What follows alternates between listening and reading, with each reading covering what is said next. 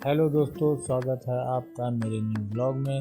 आज हम और हमारी छोटी सी फैमिली हम लोग 300 किलोमीटर का सफ़र तय करने वाले हैं बाई ट्रेन लखनऊ से बनारस। तो लखनऊ से बनारस के लिए ट्रेन पकड़ने के लिए मुझे घर से 2 ही बजे निकलना पड़ा। मेरी ट्रेन 3 बजे की थी क्योंकि रास्ते में ट्रैफिक रहता है और स्टेशन कम से कम 18 से 19 किलोमीटर दूरी पे है। और मैं सुबह थोड़ा सा सफ़र तय करने के बाद वो सो गई। फिर हम लोग स्टेशन पे पहुंच गए। स्टेशन पे पहुंचते ही पता चला कि 1 नंबर पे ही गाड़ी आ रही है। प्लेटफॉर्म नंबर 1 पे जब गाड़ी आ रही है तो मुझे थोड़ी सी खुशी हुई। मुझे ज़्यादा चलना नहीं पड़ेगा क्योंकि तो बैग थे मेरे पास, लगेज था और बच्चे भी थे, तो थोड़ी सी खुशी हुई कि चलो 1 पे ही आ रही है। फिर मैंने उमर को खिलाया, थोड़ा सा प्यार किया, मस्ती की, उसे बोला कि अपने नानू के घर जाके भूल ना जाना, मुझे फ़ोन करना। पर उसका मेरी बातों पे कोई ध्यान नहीं था, वो सिर्फ इधर ही उधर देख रहा था।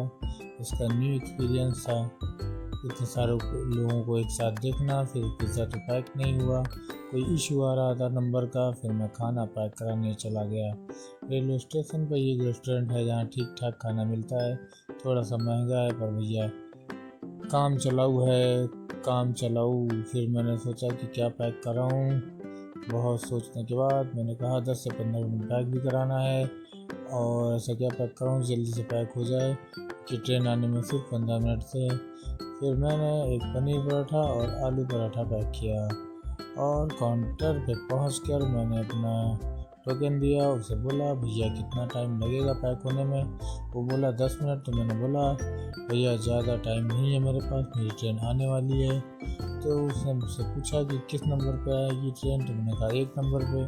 तो बोला आप बेफिक्र रहें, 10 मिनट के अंदर आपका खाना पैक हो जाएगा और आप बिल्कुल बेफिक्र रहें, पैक हो जाएगा खाना। फिर मैं 10 मिनट तक क्या करता, तो मैं फिर रैंडमली बाहर आ गया। तो फिर मैंने चिप्स के पैकेट ख़रीदे, फ्रूटी सोचा ख़रीदूँ कि ना ख़रीदूँ बच्चों के लिए, क्योंकि मौसम बहुत चेंज हो रहा है। अभी अभी वो बीमारी से थोड़ा सा सही हुए हैं, वायरल था दोनों को। उमर ज़्यादा परेशान कर लिया हम लोगों को इस बार।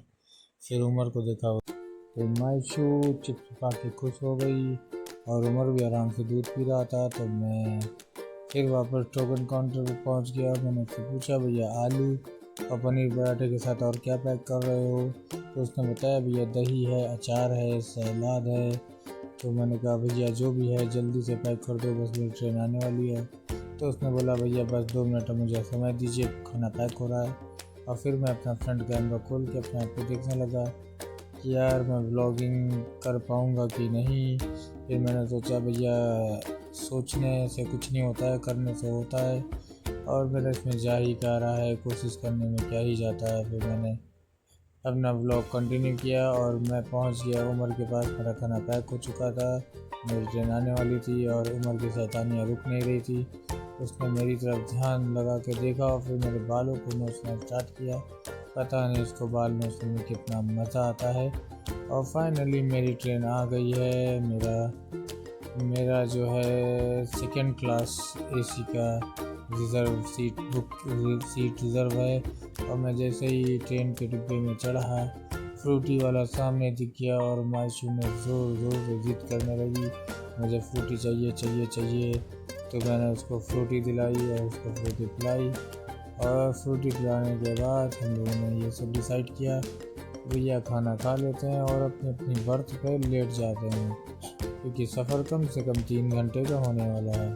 खाना खा के हम लोग अपनी बर्थ पे आ गए। मायशू मेरे पास आ गई, फ़ोन चलाने लगी। फिर मैंने अपने कर्टन को बंद किए और लाइट बंद करी और मैं लेट गया। मायशू थोड़ी देर फ़ोन चलाई और सो गई। और फाइनली हम लोग अब बनारस पहुंचने वाले हैं।